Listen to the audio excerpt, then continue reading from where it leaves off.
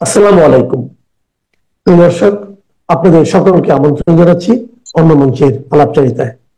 এখনকার আলোচনার বিষয় যে পশ্চিমী দুনিয়া একেবারে দ্রুত আওয়ামী লীগের সপক্ষে এসে দাঁড়াচ্ছে, তার প্রমাণ আওয়ামী লীগ নেতা সাবির হোসেন চৌধুরীর ঢাকার গুলশান স্থিত বাসভবনে গিয়ে বৈঠক করেছেন যুক্তরাষ্ট্রের হাই কমিশনের ভারপ্রাপ্ত টেসি জ্যাকবসন কয়েকদিন আগে।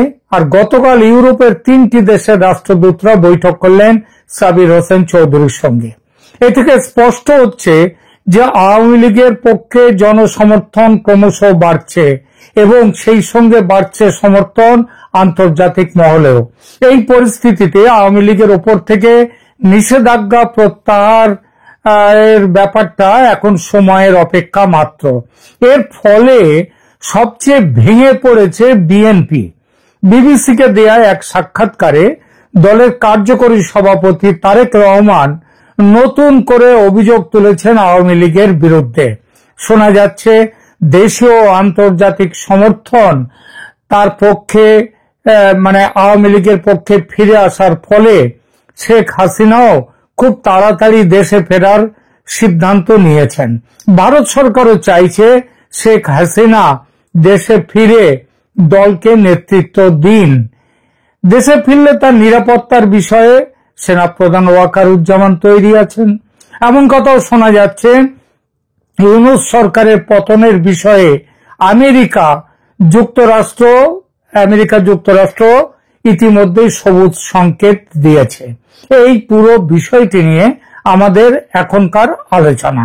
প্রিয় দর্শক, আজকে বাংলাদেশের রাজনীতির বর্তমান উত্তাল সময় নিয়ে কিছু গুরুত্বপূর্ণ আলোচনা করব। বর্তমান রাজনৈতিক আবহ, আন্তর্জাতিক কূটনৈতিক তৎপরতা এবং দেশের ভবিষ্যৎ নেতৃত্ব সংকট নিয়ে দেশবাসী উদ্বিগ্ন। এসব ইস্যুর গভীরে ঢুকে বিশ্লেষণ করার দরকার। গত কিছুদিন ধরেই আমরা দেখছি আন্তর্জাতিক অঙ্গনে বাংলাদেশ রাজনীতিতে ব্যাপক কূটনৈতিক টানাপোড়েন শুরু হয়েছে। এই প্রেক্ষাপটে আওয়ামী লীগের শীর্ষ নেতা সাবের হোসেন চৌধুরীর ঢাকার গুলশান স্থিত বাসভবনে ইউরোপ ও আমেরিকার কূটনীতিকদের বৈঠক নিঃসন্দেহে রাজনৈতিক দলগুলির ও রাজনৈতিক বিশ্লেষকদের নজর কেড়েছে। যুক্তরাষ্ট্রের হাই কমিশনের ভারপ্রাপ্ত কর্মকর্তা ট্রেসি জ্যাকবসন কয়েকদিন আগে বৈঠক করেছেন।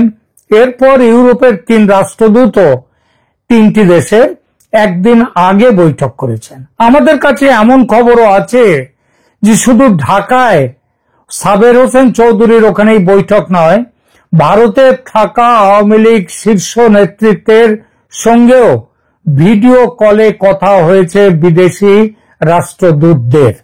এসব কি কাকতালীয় নাকি সুপরিকল্পিত? এ নিয়ে মাঠে ঘাটে সর্বত্র নানান আলোচনা শুরু হয়েছে। বিশ্লেষকরা মনে করছেন আন্তর্জাতিক মহলে আওয়ামী লীগের সমর্থন দ্রুত বাড়ছে। সম্প্রতি বিভিন্ন পর্যায়ে পশ্চিমা রাষ্ট্রদূতদের সঙ্গে আওয়ামী লীগের ঘন ঘন বৈঠক, নিষেধাজ্ঞা প্রত্যাহারের বিষয়ে গোপন মহড়া ও আলোচনা সব মিলিয়ে সোচ্চার হয়ে উঠেছে আন্তর্জাতিক মহল। এর অনেকটাই গত বছর জুলাইতে যে ভুল তারা করেছেন, যে অন্যায় তারা করেছেন, সেই অন্যায় থেকে ভুল থেকে বেরিয়ে আসার চেষ্টাও।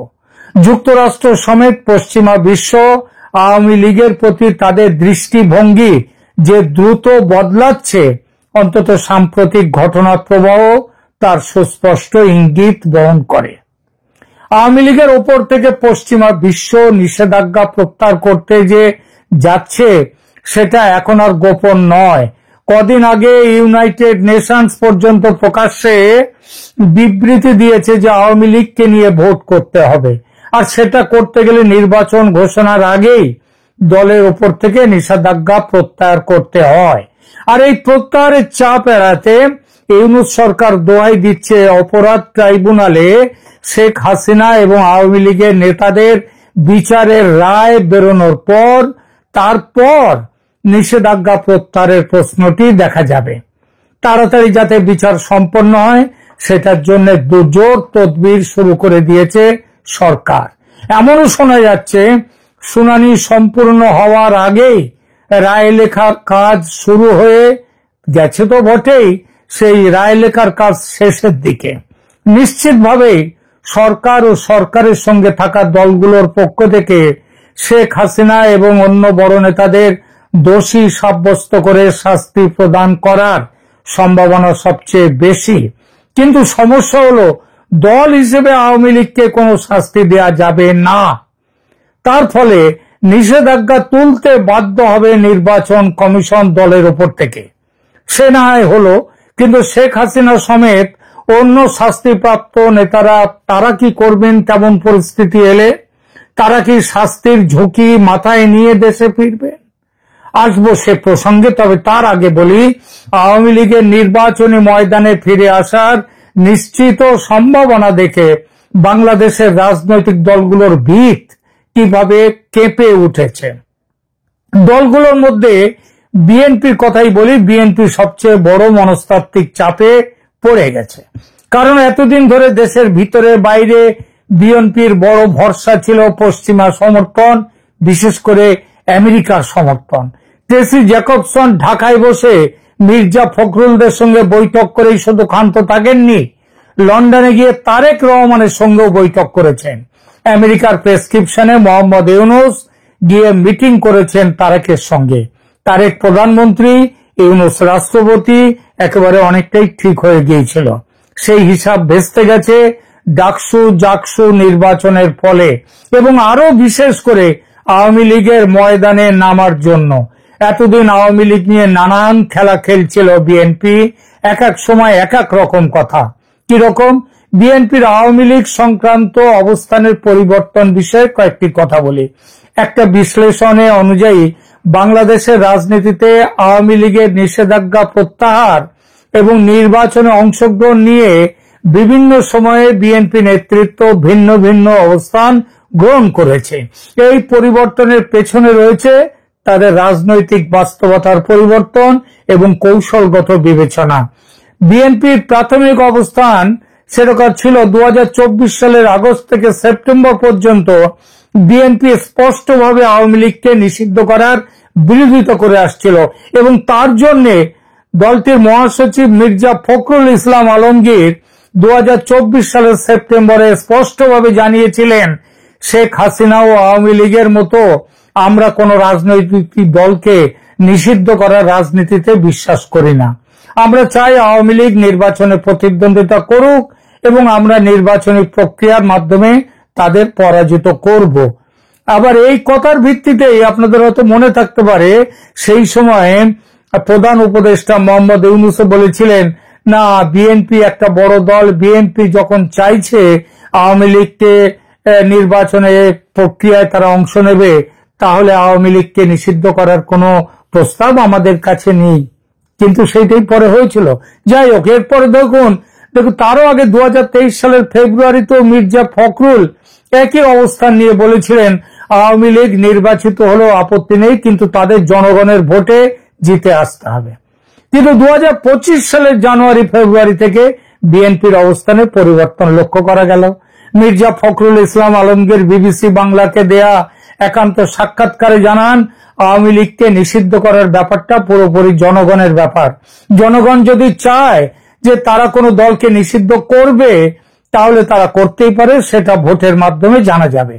তিনি আরো স্পষ্ট করেন যে আমরা একটি উদার গণতান্ত্রিক দল, আমরা গণতন্ত্রে বিশ্বাস করি। কোন দল নিষিদ্ধ হবে, কোন দল কার্যক্রম চালাতে পারবে বা পারবে না, সেটা নির্ধারণ করা আমাদের কাজ নয়, জনগণ সিদ্ধান্ত নেবে। কিন্তু জনগণ এই সিদ্ধান্ত কিভাবে নেবে সেই বিষয়ে জনাব ফখরুল চুপ। জনগণ কি চায় সেটা জানতে গেলেও তো আওয়ামী লীগকে ভোটের ময়দানে নামতে হয় এবং তার নামার সুযোগ দিতে হয়, তাই না? কিন্তু সেটা কিছু বললেন না। 2025 সালের মে মাসে বিএনপির অবস্থান পুরোপুরি পাল্টে যায়। মির্জা ফখরুল ইসলাম, সেই একই মির্জা ফখরুল ইসলাম আলমগীর তখন বলেন, আমরা খুশি যে অন্তর্বর্তী সরকার যদিও বিলম্বে অবশেষে মানবতা বিরোধী অপরাধের সাথে জড়িত ব্যক্তিদের দ্রুত ও নিরবিচ্ছিন্ন বিচার নিশ্চিত করতে ফ্যাসিবাদী আওয়ামী লীগ ও তার অনুষঙ্গী সংস্থাগুলোর কার্যক্রম বন্ধ করার পদক্ষেপ নিয়েছে। দেখলেন একেবারে পুরো ভোল পাল্টানো। এই ভোল পাল্টানোর কারণ নির্বাচনী হিসাব নিকাশ। আওয়ামী লীগ নিষিদ্ধ থাকলে বিএনপি একক সংখ্যাগরিষ্ঠতা পাবে, এই ছিল বিশ্বাস। 2025 সালের অক্টোবরে তারেক রহমানের এই দুদিন আগে সাক্ষাৎকারে দেখা যায় বিএনপি এখন আওয়ামী লীগের নেতাদের বিচারের পক্ষে। তিনি বলেছেন, যদি তারা অপরাধী হিসেবে দোষী সাব্যস্ত হয় তাহলে আওয়ামী লীগ কিভাবে নির্বাচনে প্রতিদ্বন্দ্বিতা করতে পারে? পাল্টা প্রশ্ন করাই যায়, আওয়ামী লীগের ফ্যাসিস্ট পরিচয় ও অত্যাচার যে অভিযোগ আপনারা করেন, সে অভিযোগটা কি এই কয়েক মাস আগেও ভুলে গিয়েছিলেন? তাহলে তখন কেন নিষেধাজ্ঞার বিপক্ষে ছিলেন আপনারা? কারণ একটাই, আওয়ামী লীগ শেষ হয়ে গিয়েছে ভেবেছিল তারা, এবং এত তাড়াতাড়ি যে আওয়ামী লীগ ঘুরে দাঁড়াবে সেটা ভাবেনি কেউ। এখন ঘুরে দাঁড়াতেই উল্টো কথা বলতে শুরু করেছে, তাই নিষেধাজ্ঞা চায়। বিএনপির এই অবস্থানগত পরিবর্তন দেখায় যে দলটি কিভাবে রাজনৈতিক সুবিধা মতো তার নীতিগত অবস্থান পাল্টে নিয়েছে। প্রথমে গণতান্ত্রিক মূল্যবোধের দোহাই দিয়ে আওয়ামী লীগের নির্বাচনের অধিকারের পক্ষে থাকলেও পরবর্তীতে রাজনৈতিক বাস্তবতা ও নির্বাচনী স্বার্থে আওয়ামী লীগের নিষেধাজ্ঞার পক্ষে অবস্থান নিয়েছে বিএনপি। এই পরিবর্তন বাংলাদেশের রাজনীতিতে নীতিগত সুবিধাবাদের একটি উদাহরণ।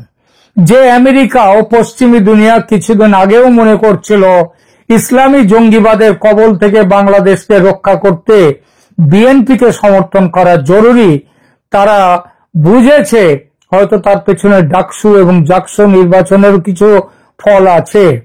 তারা বুঝেছে যে বিএনপি আসলে নীতিহীন একটি দল।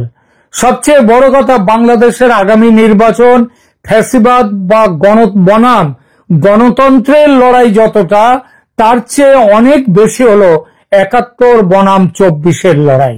সহজ করে বলা যায়, মুক্তিযুদ্ধ পক্ষ বনাম মুক্তিযুদ্ধ বিপক্ষ। প্রথম পক্ষ অর্থাৎ মুক্তিযুদ্ধের পক্ষ মানে আওয়ামী লীগ। বিএনপি তার মুক্তিযুদ্ধের পক্ষের পরিচয় পুরো হারিয়ে ফেলেছে। এটা ওই ফজলুর রহমান সাহেবের তার যে এখন পরিস্থিতি, তিনি যা বলছেন তা থেকেই বোঝা যায়। এবং মুক্তিযুদ্ধের বিরোধী পক্ষের নেতৃত্বে সেখানে জামায়াতে ইসলামী। ফলে একুল ওকুল দুকুল গেছে বিএনপি কোনো দিকেই নেই। তাই আওয়ামী লীগকে নির্বাচনের ময়দান থেকে বাইরে রাখার বিষয়ে বিএনপি এখন এত সোচ্চার, যেটা কিন্তু জামায়াতে ইসলামীও নয়। কিন্তু লাভ কিছু হবে না তাতে, কারণ স্রোতের বিপরীতে সাঁতার কাটার শক্তি ও সাহস কোনোটাই নেই বিএনপির। স্রোত এখন আওয়ামী লীগের পক্ষে। আর এই পরিস্থিতিতে উজ্জ্বল হয়ে উঠেছে শেখ হাসিনার দেশে ফেরার সম্ভাবনা।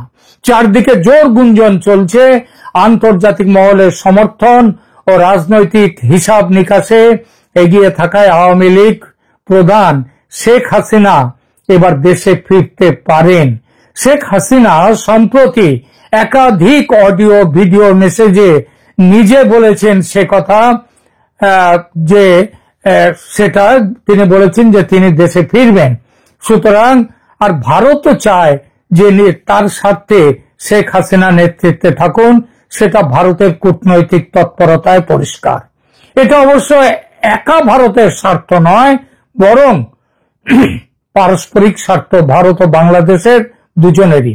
ভারতের জন্য গুরুত্বপূর্ণ সীমান্ত নিরাপত্তা, সেভেন সিস্টার্স, সেখানকার শান্তি, আভ্যন্তরীণ স্থিতিশীলতা, জঙ্গি মুক্ত বাংলাদেশ, ব্যবসায়িক সংযোগ ও সুপ্রতিবেশীর কূটনীতি। আর বাংলাদেশের স্বার্থ এগুলোর সাথে সাথেও আছে, বড় স্বার্থ আছে তাদের নদী জল বন্টন এবং সহজ যোগাযোগ ব্যবস্থা। শোনা যাচ্ছে শেখ হাসিনা এলে তার নিরাপত্তা নিয়ে সেনাবাহিনীর বর্তমান প্রধান ওয়াকারুজ্জামান প্রস্তুত আছেন।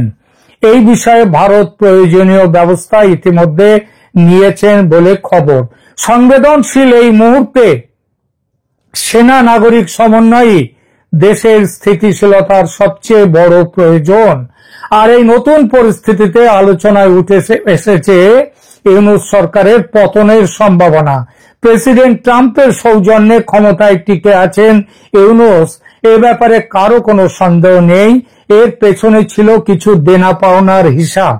ট্যারিফ প্রশ্নে মীমাংসা হয়ে যাওয়ার পর এবং ওইসব বিমান টিমান কেনা, চীন থেকে অস্ত্র নেওয়া হবে না, সব অস্ত্র কিনতে হবে আমেরিকা থেকে, এইসব বড় ব্যবসায়িক চুক্তি হয়ে যাওয়ার পর, সেগুলো এইসব সুবিধা আদায় করে নেওয়ার পর ট্রাম্পের কাছে মোহাম্মদ ইউনূসের প্রয়োজন যে ফুরিয়েছে, সেটা ইউনূস সাহেব নিজেও বুঝেছেন। নিউ ইয়র্কে জাতিসংঘের সাধারণ সভায় গিয়ে তার জ্ঞান হয়েছে। পাকিস্তানের প্রধানমন্ত্রী ও সেনাপ্রধানের সঙ্গে 1 ঘন্টা 22 মিনিট বৈঠক করেছেন ট্রাম্প, তার ভাইস প্রেসিডেন্ট জেডি ভান্স, তার পররাষ্ট্র সচিব সেক্রেটারি যিনি মার্কো রুবিও। কিন্তু বহু চেষ্টার পরেও ট্রাম্প দূরে থাকুন, তার প্রশাসনের কোন বড় কর্তার সঙ্গে বসার সুযোগ পাননি ডক্টর মোহাম্মদ ইউনূস। এই শীতল ব্যবহার সংকেত দেয় ইউনূসের প্রয়োজন ফুরিয়েছে আমেরিকার কাছে।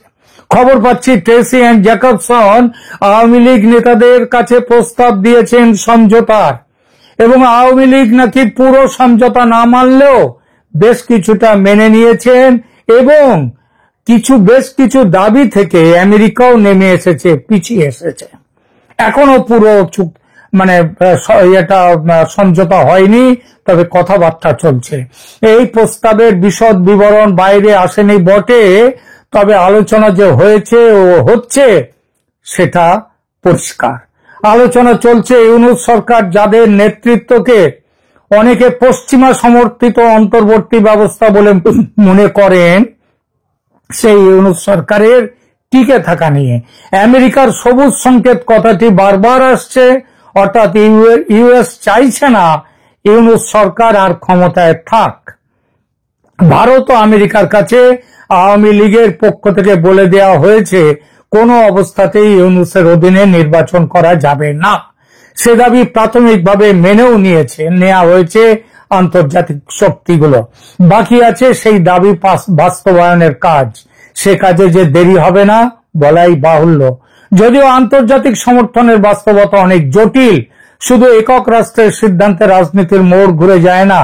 তথাপি দেশের অভ্যন্তরীণ পরিস্থিতি, জাতীয় নিরাপত্তা এবং জনগণের প্রত্যাশাকে গুরুত্বের সঙ্গে বিবেচনা করে বলা যায়, বাংলাদেশ বিষয়ে সমস্ত আন্তর্জাতিক মহল এখন একমত যে অতি দ্রুত একটি কেয়ারটেকার সরকার গঠন করে তার অধীনে ফ্রি, ফেয়ার অ্যান্ড ইনক্লুসিভ ইলেকশনের মাধ্যমে ক্ষমতা যাক একটি নির্বাচিত সরকারের কাছে, যে সরকার গঠিত হবে মানুষের ইচ্ছা অনুযায়ী। এখনকার মতো এখানেই রাখছি। ধন্যবাদ।